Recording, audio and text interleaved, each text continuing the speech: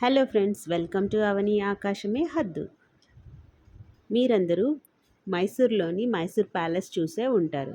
వాళ్ళ వంశీయులకు సంబంధించిన మరొక ప్యాలెస్ బెంగళూరులోని వసంత్ నగర్లో ఉంది. దీన్నే బెంగళూరు ప్యాలెస్ అంటారు. ఈ ప్యాలెస్ 19th సెంచరీదండి.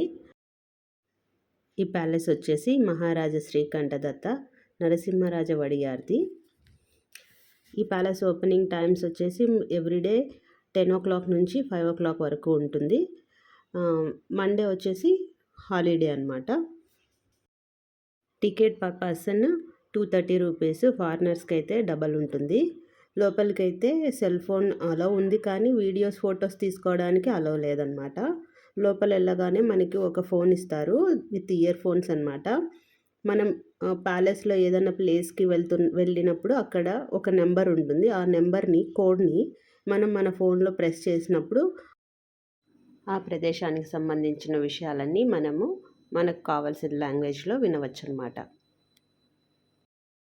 ప్యాలెస్ లోపలంతా వాళ్ళు ఫారిన్ నుంచి తెప్పించుకున్న ఫర్నిచర్ కానీ, ఫోటో ఫ్రేమ్స్ కానీ, వాటి విషయాలు అన్నిటినీ మనం ఆడియో రూపంలో వినొచ్చు అనమాట. ప్యాలెస్ లోపల రాజు యొక్క చిన్నప్పటి ఫొటోస్ ఉన్నాయి. ఆయన ఫోటో ఫ్రేమ్స్ దగ్గర మనకి ఆయన ఆడియో కూడా వినిపిస్తుంది.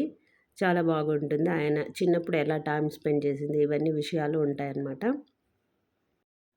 ప్యాలెస్ అంతా చూడడానికి మనకు 45 minutes సరిపోతుంది.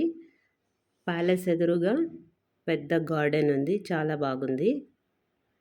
చాలా బాగా మెయింటైన్ చేస్తున్నారు. ఈ ప్యాలెస్ని మనం చాలా తెలుగు మూవీస్లో చూస్తున్నాము.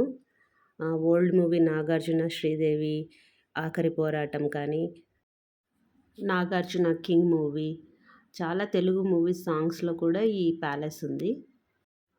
పిల్లలతో కలిసి ఈ ప్యాలెస్ తప్పకుండా విజిట్ చేయొచ్చు.